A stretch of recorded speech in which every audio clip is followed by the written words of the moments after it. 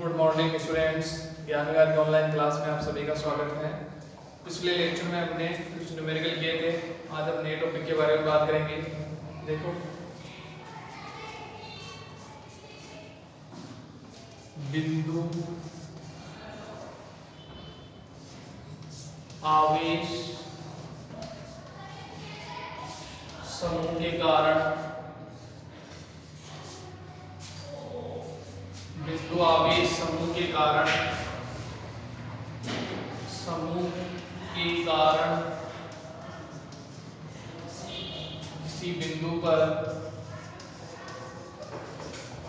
किसी बिंदु पर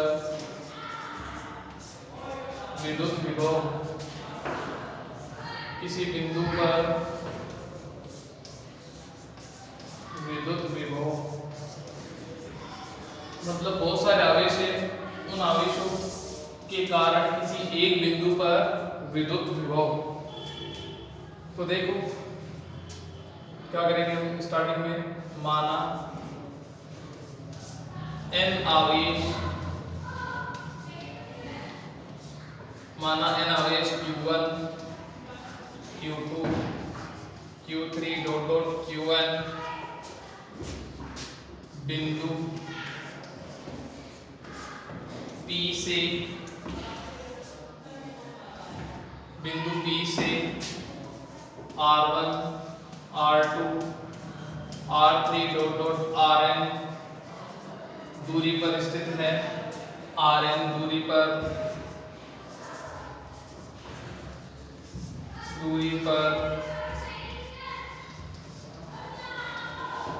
स्थित है। मतलब n आवेश है Q1 Q2 Q3 Qn जो किसी बिंदु P से R1 R2 R3 Rn दूरी पर स्थित है। अभी डायग्राम बनाएंगे इसका, ठीक है। तो विद्युत विभव जानते हैं क्या है, अदिश राशि। अदिश राशियों को सिंपल तरीके से जोड़ना होता है, आपको बताया हुआ है जैसे साइन, उसी के अनुरूप आपको जोड़ना है।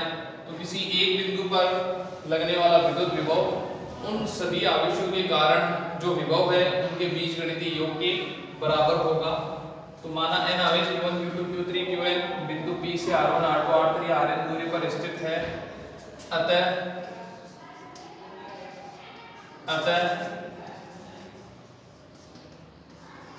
विद्युत विभव एक अदिश राशि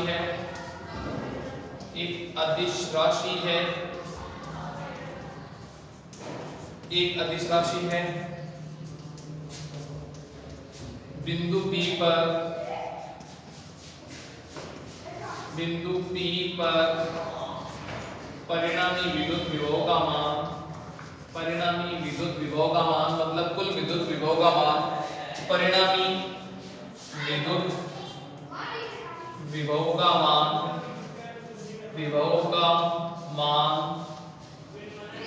सभी विभवों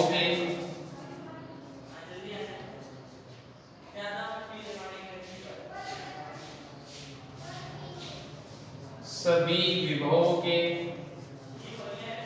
विभवों के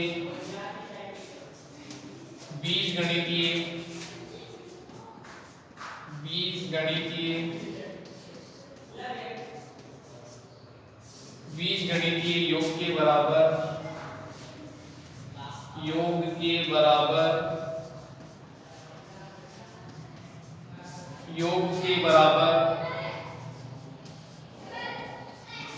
होगा। बिंदु P पर परिणामी विद्युत विभव का मान सभी विभवों के बीजगणितीय योग के बराबर होगा। अब आप एक बार डायग्राम देखो, उसके बाद आपको अच्छे से समझ में आ जाएगा। जैसे मान लेते हैं कि बिंदु P है, ठीक है। यहाँ पे एक आवेश है Q1, यहाँ पे दूसरा आवेश है Q2, यहाँ पे तीसरा आवेश है Q3, यहाँ पे डॉट डॉट करके हमने आगे ले लिए n आवेश है Qn, ठीक है। Q1 Q2 Q3 dot dot Qn आवेश है जो कि बिंदु P से R1 दूरी पर स्थित है। Q1 है वो R1 दूरी पर स्थित है, Q2 है वो R2 दूरी पर स्थित है, Q3 है वो R3 दूरी पर स्थित है और Qn है वो Rn दूरी पर स्थित है। तो हमें बताना है इन सभी आवेशों के कारण बिंदु P पर लगने वाले विद्युत विभव का मान हमें बताना है। तो कैसे बताएंगे? अदिश राशि में हम सिंपल तरीके से जोड़ते हैं, ठीक है। Q1 + Q2 + Q3, V1 + V2 + V3, जो भी है प्लस है तो प्लस, माइनस है तो माइनस। तो आवेश भी अदिश राशि है तो इनको भी सिंपल तरीके से जोड़ते हैं, और विभव भी अदिश राशि है तो इसको भी हम सिंपल तरीके से जोड़ेंगे। तो अतः विद्युत विभव एक अदिश राशि है, तो बिंदु P पर परिणामी विद्युत विभव का मान या कुल विद्युत विभव का मान इन सभी विभवों के, मतलब Q1 के कारण जो विभव होगा V1, Q2 के कारण जो विभव होगा V2, Q3 के कारण जो विभव होगा V3, Qn के कारण जो विभव होगा Vn, इन सभी विभवों के बीजगणितीय योग के बराबर होगा। मतलब V V1 + V2 + V3 + Vn। आगे बात समझ में? तो इस तरह से हमें इसको सोल्व करना है। डायग्राम आपने देख लिया, तो बीजगणितीय योग के बराबर होगा अतः Q1 आवेश के कारण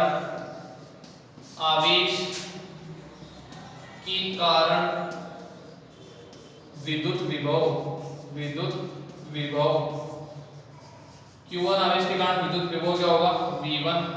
फॉर्मूला क्या है? KQ/R, तो K Q1/R1, क्योंकि फॉर्मूला हमारे पास है V KQ/R। तो यहां देखो V1 आवेश चेंज हो रहा है तो Q1 दूरी चेंज हो रही है तो R1 K कांस्टेंट है, तो V KQ/R यहां में रहेगा समीकरण नंबर 1, ठीक है। इसके बाद हम क्या करेंगे, ये समीकरण लेने की जरूरत नहीं है। इसी तरह Q2 आवेश के कारण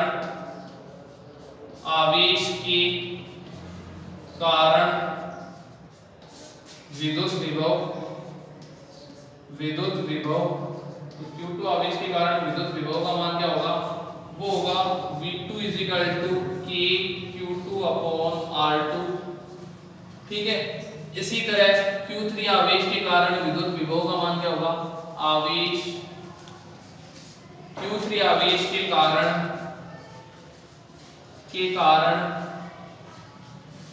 विद्युत विभव, Q3 आवेश के कारण विद्युत विभव होगा V3 = K Q3/R3। इसके बाद हम Qn आवेश के कारण विद्युत विभव का मान ज्ञात करेंगे, तो यहां पे वैल्यू आ जाएगी Qn आवेश के कारण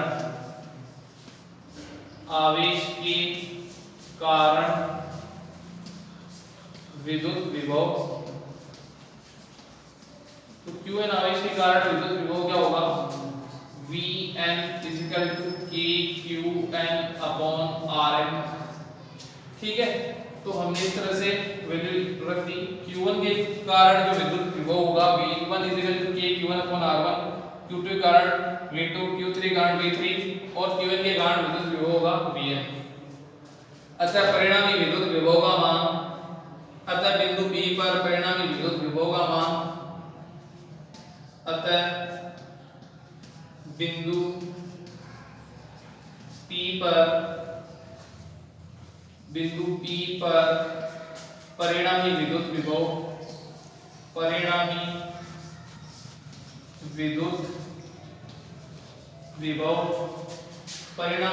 विभव,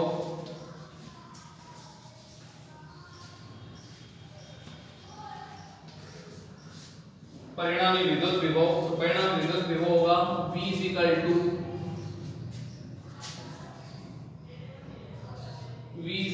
V1 + V2 + V3 + Vn, समीकरण नंबर 1, ठीक है। अतः बिंदु P पर परिणामी विद्युत विभव क्या होगा? V1 + V2 + V3 + Vn। तो समीकरण 1 में V1 V2 V3 Vn के मान रखने पर समीकरण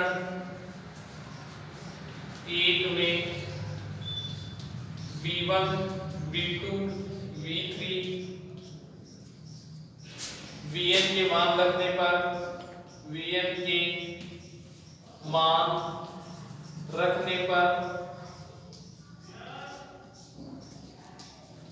मान रखने पर तो मान रखेंगे तो क्या वैल्यू आएगी, v is equal to v1 की वैल्यू आएगी k q1 upon r1 plus k q2 upon r2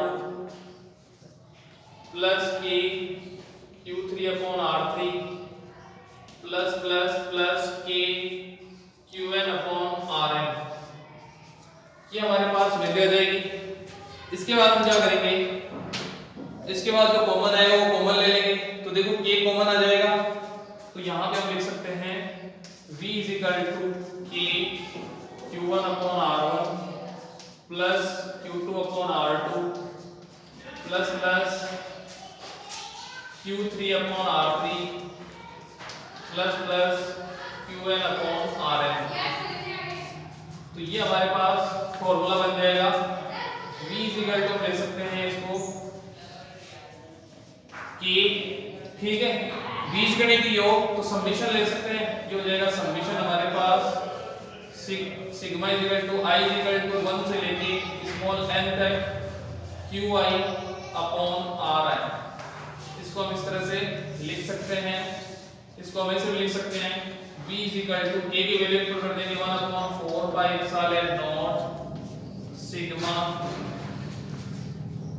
ऐसे हम इसको लिख सकते हैं। देखो k की वैल्यू इनपुट कर देंगे तो हमारे पास क्या आ जाएगा, v is equal to 1 upon 4 pi epsilon naught, यहाँ पे आ जाएगा सिग्मा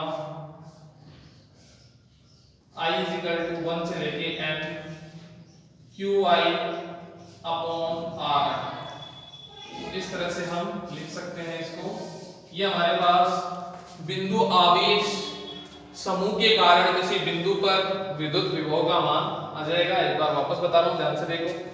एक बिंदु P है, इस बिंदु P से n आवेश जो कि q1 q2 q3 q1 q2 q3 qn n आवेश r1 r2 r3 rn दूरी पर स्थित है।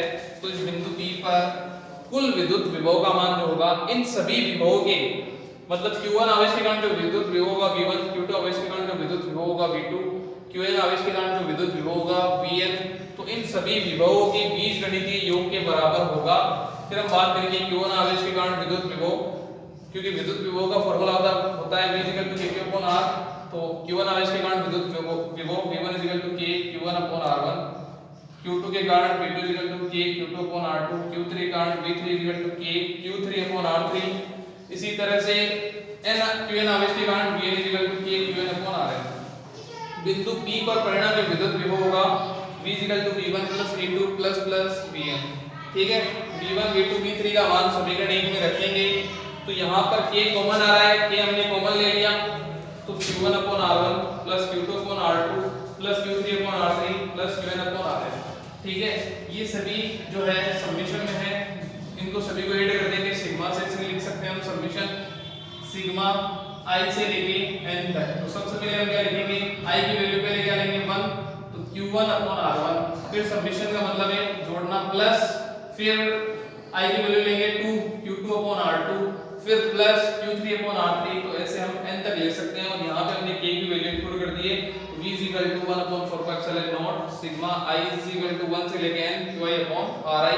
तो आवेश समूह के कारण किसी बिंदु पर विद्युत विभव का मान इस तरह से हम निकाल सकते हैं। इसके बाद जो नेक्स्ट टॉपिक है वो हम नेक्स्ट लेक्चर में बात करेंगे।